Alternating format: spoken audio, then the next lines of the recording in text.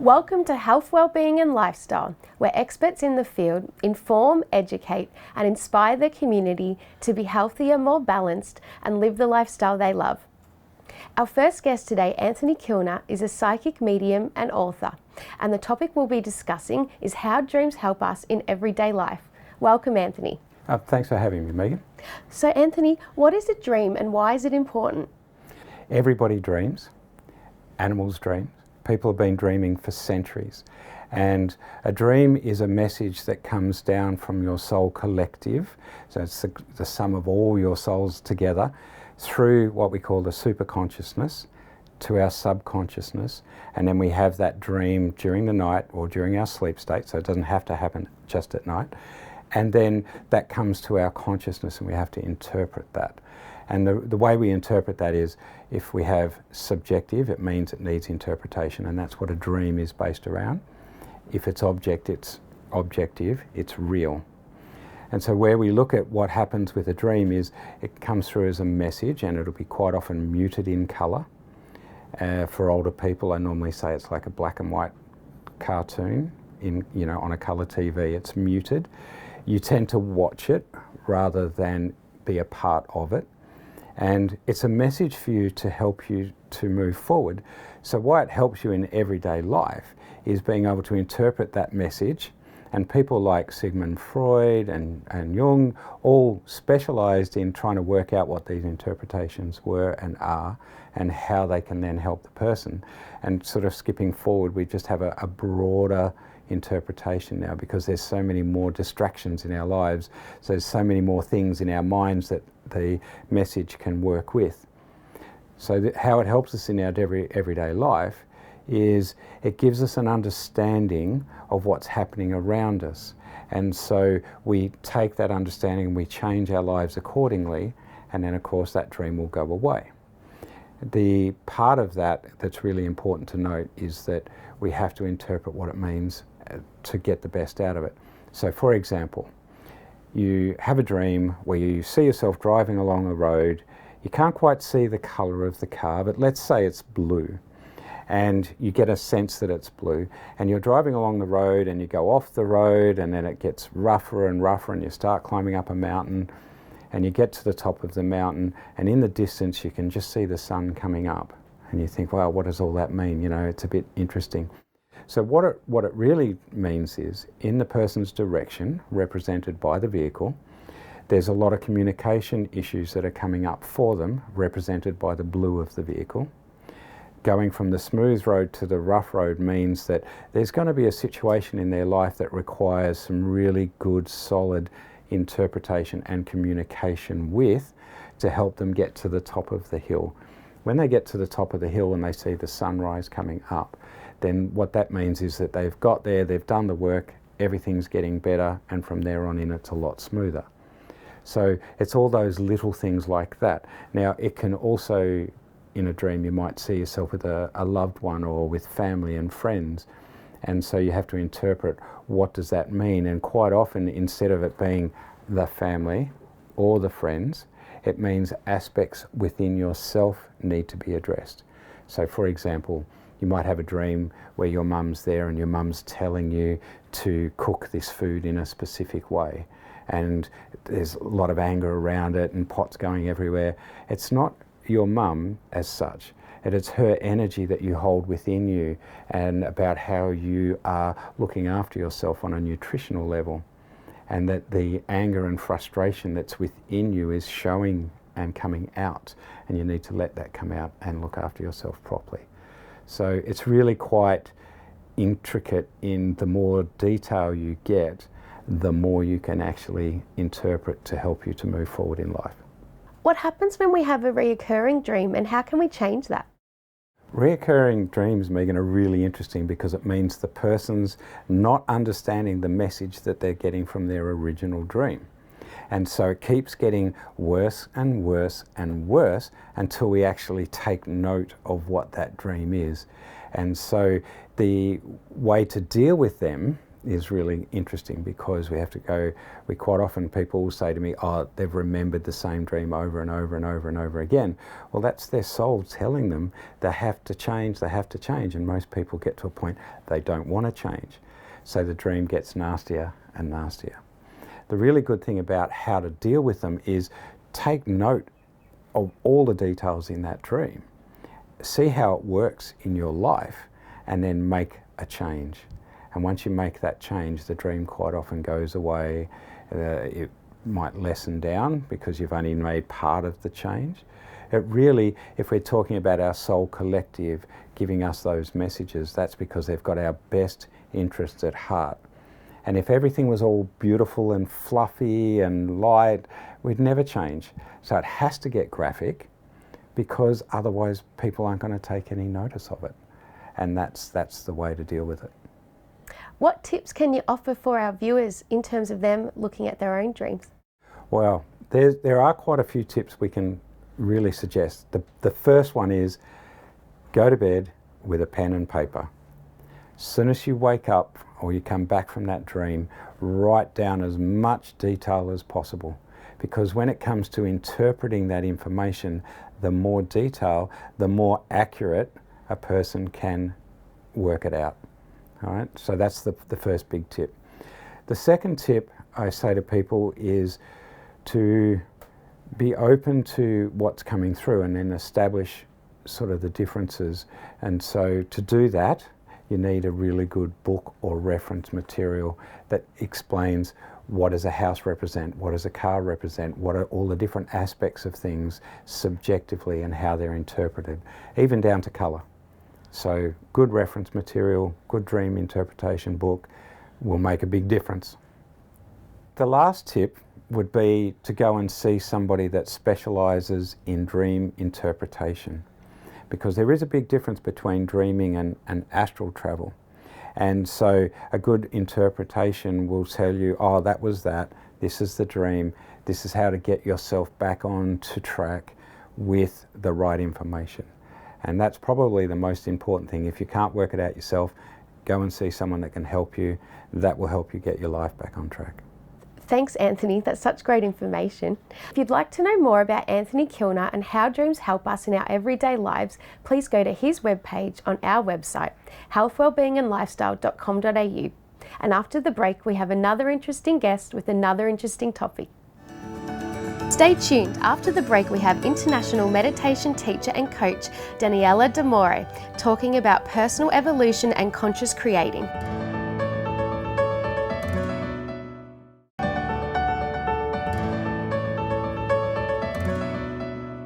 Welcome back. We have international meditation teacher and coach Daniella D'Amore here to discuss the topic of personal evolution and conscious creation. Welcome, Daniella. Thank you. Thank you very much, Megan. Daniella, personal evolution and conscious creation, what does it really mean?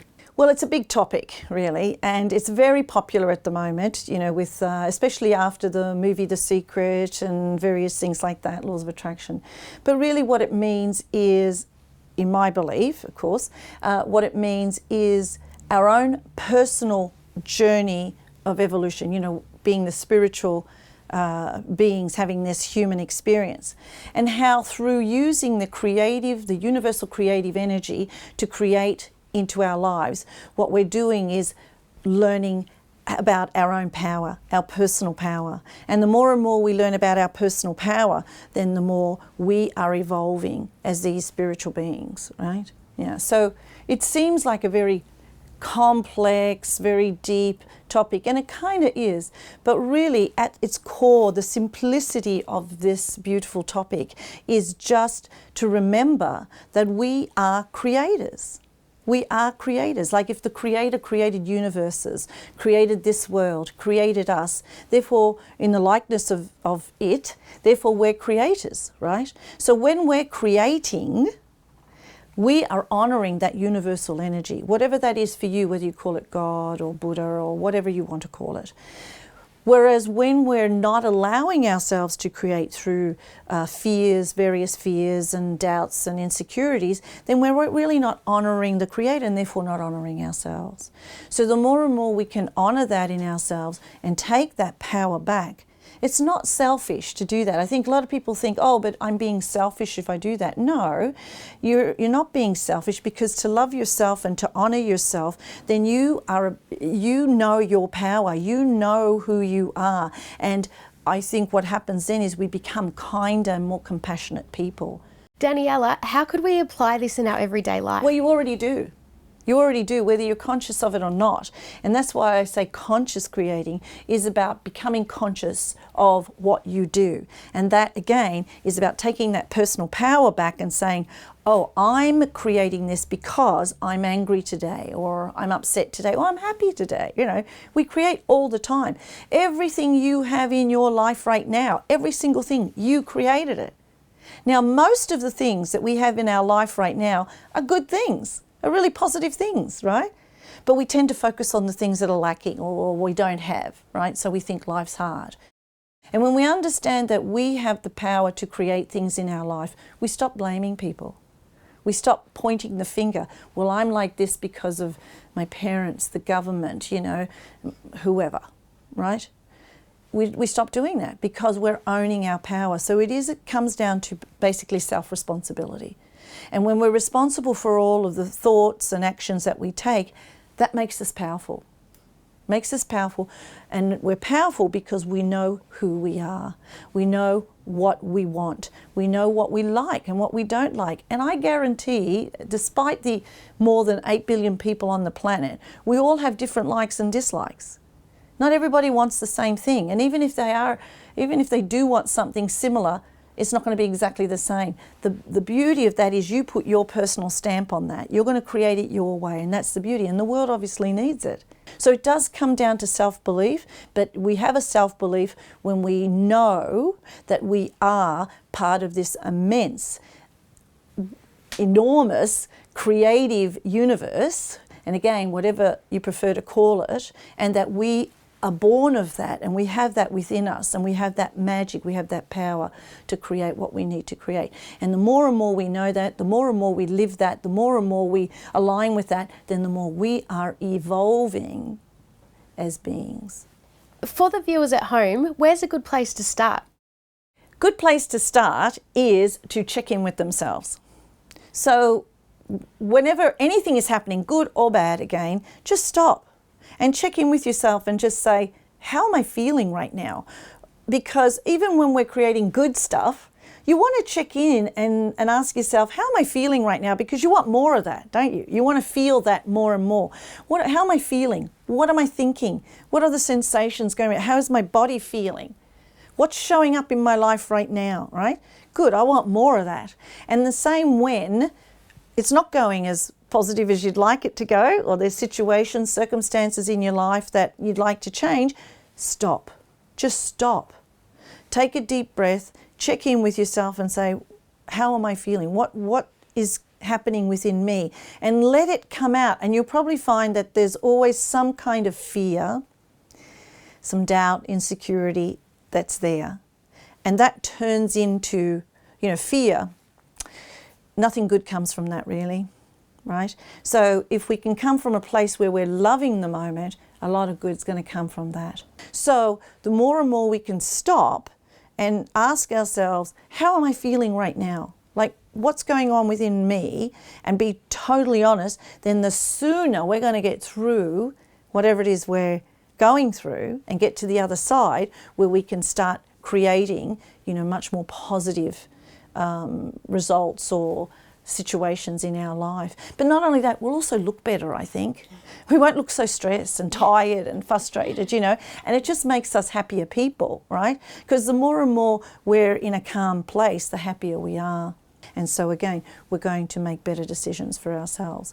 And from making those decisions, then we take action, and we take positive action, which is going to result in positive results, basically.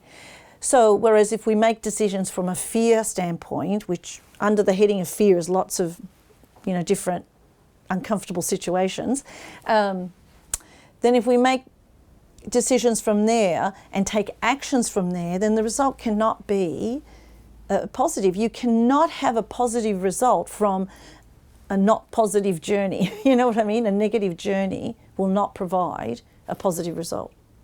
So it's along the way, and we're always going to have that little setback. You know, you might be going along going, yes, yes, yes, yes, and punch in the air and going, I've got it, and then something will happen. Someone will say something to you, something will happen, and immediately we go straight into that autopilot, into that default. Oh, I'm not good enough, or I'm scared, or you're not feeling safe again, whatever it is that triggers you. But becoming conscious about that, you know how to move through that faster. You're not going to sit in it, not going to stay in it as long as you probably would, and blame someone else. Daniella, that's such valuable information. Thank you so much. Yeah, sure. If you'd like to know more about Daniella and personal evolution and conscious creation, please go to her webpage on our website, healthwellbeingandlifestyle.com.au. And after the break, we'll have another interesting guest with another interesting topic. Stay tuned. After the break, barbecue cook and healthy food advocate Sarah Kiryshin will be talking about healthy food for today's busy people.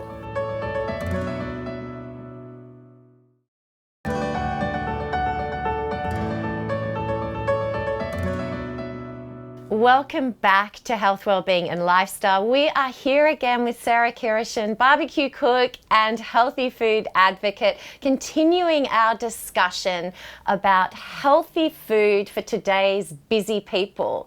And Sarah, this looks like you've brought a party into the studio and I can't wait to hear more about it. It looks so delicious. Amazing. Well, this is my favorite, my go-to, my crowd pleaser. When I am doing a barbecue, this is what I get out every single time. It is, I know I go on a lot about making sure that barbecue is always easy, but in this case, it is so quick and so easy, and I've never met someone that doesn't enjoy it. It is just delicious. Please explain what we have here. Okay, so what we have is, I'll talk about these amazing little triangles here. So we've got lamb mince in pita bread in its simplest form. However, me being me, I always like to bam up my meals a little bit. So with the lamb mince, what I do is I pop in some tomatoes, some onion, some Mediterranean and Middle Eastern spices such as sumac, Aleppo peppers. They can be a little hard to get hold of, but we can pop in a few other inspired herbs and spices. So a bit of paprika is amazing in there, some parsley, some garlic. Mince it up, smear it in a pita bread and pop it on the barbecue. It is sublime every single time. Do you cook the mince before you put it in the pita bread? No. So you'd be surprised. It can be a little bit surprising when you do cook it because it cooks so easily. You just kind of get one large pita bread, smear half of it with the raw lamb mince mixture, fold the pita bread over, straight on a barbecue with a bit of oil. Yum. So good. Next to the lamb pitas, we have smashed potatoes. These are, again, a crowd pleaser. They're delicious, and I am a little bit sneaky with this dish. You can exclude it, but I like to baste mine in some butter, and I put a bit of paprika in the butter as well. So it infuses through the potatoes as they're cooking. Just continue to gently baste them with a little bit of that butter. If you want to get really fancy, you can get a few stalks of rosemary and use that to baste the potatoes, and it adds even more flavour again. So the absolute best combination to have with this dish is my loaded yoghurt. Then I bam it up with some of my secret ingredients. So let me talk you through what we have. Now, lemon. Very simple, very straightforward. The acidity helps cut through any fats or any, umami flavors for the barbecue, and it complements everything perfectly. We'll pop that there. So my secret ingredient, people always ask me how I manage to get so much flavour into the food that I cook. Often I use preserved lemons. They're salty, they're super powerful in flavour, and they just make every dish so much more delicious. So I pop in the preserved lemons. I've got some grated garlic here because, hello, garlic makes everything taste better. Then what I have, this is a combination of 3 herbs. Use whatever's handy. This is mint, parsley and oregano. Dill works absolutely spectacularly in this dish as well. You know what? I love it being super herby, so I'm going to put all of those herbs in. And they will soften and they will infuse the flavour of the yoghurt as the days go by. So definitely one to keep in the fridge because it only gets better with time. And then 2 other ingredients. You can actually add quite a few ingredients to this yoghurt. This is kind of in its most simplest form. I'm also going to add in some sumac. So sumac is like a Middle Eastern berry. And so they dry it out and they grind it up. And I've also just got some salt in there because, again, everything tastes a lot better when we add a bit of salt, doesn't it? And you pretty much add in a little bit of olive oil and mix it around. The longer you leave it, the better, because the flavours will infuse even more. But I'm sure you are going to try this and I'm sure you're going to say it tastes amazing just the way it is. But obviously, as you leave it, it'll just keep getting better. So once you've made your yoghurt, grab a pita bread, pop a bit of yoghurt on there, straight down the hatch. It's amazing. Would you be able to share with us your best entertaining Barbie tips? Okay, so there's so many ways that you can enjoy a barbecue even more when you are entertaining. So for example, with these pitas, you can even get people to make their own if you want. Say, here's a pita bread, pop a bit of mince on there, fold it over and chuck it on the barbie. Otherwise, because it's done so quickly, we've got our friends together, we've got food kind of going on and coming off the barbecue, and it becomes quite a communal situation. And people just, trust me, whenever I do these pitas, people always keep kind of strategically coming back to check in if there's any more. But in terms of you cooking it on the barbecue, it's a social thing, it's an active thing. It gets you outside, and as we know, cooking on the barbecue tastes better. So always make sure that you've got your barbie nice and hot when you're going to put food on there. I always use charcoal. I prefer charcoal cooking. The flavour and the heat distribution is far better. And it seems daunting, but it really is not. It is a very straightforward process. It's almost as simple as lighting a gas barbecue, honestly. You just put charcoal in a barbecue or a pit or whatever you can find that's safe. You use fire lighters and put them in amongst the charcoal. I always use natural fire lighters when I am cooking with food or using the fire for cooking with food, because it doesn't taint the taste of the food either. So it's a much better option for you. And then once it's ignited, once the charcoal is white and glowing red, you know you're good to cook. And you will infuse the most incredible flavours into your food every single time. Well, thank you so much again, Sarah. Yeah, I'm looking forward to trying this myself, so I'm excited. My pleasure. If you'd like to learn more about Sarah Kiryshin and healthy food for today's busy people, please visit her webpage on our website at healthwellbeingandlifestyle.com.au. And that's all for today, and we'll see you next week.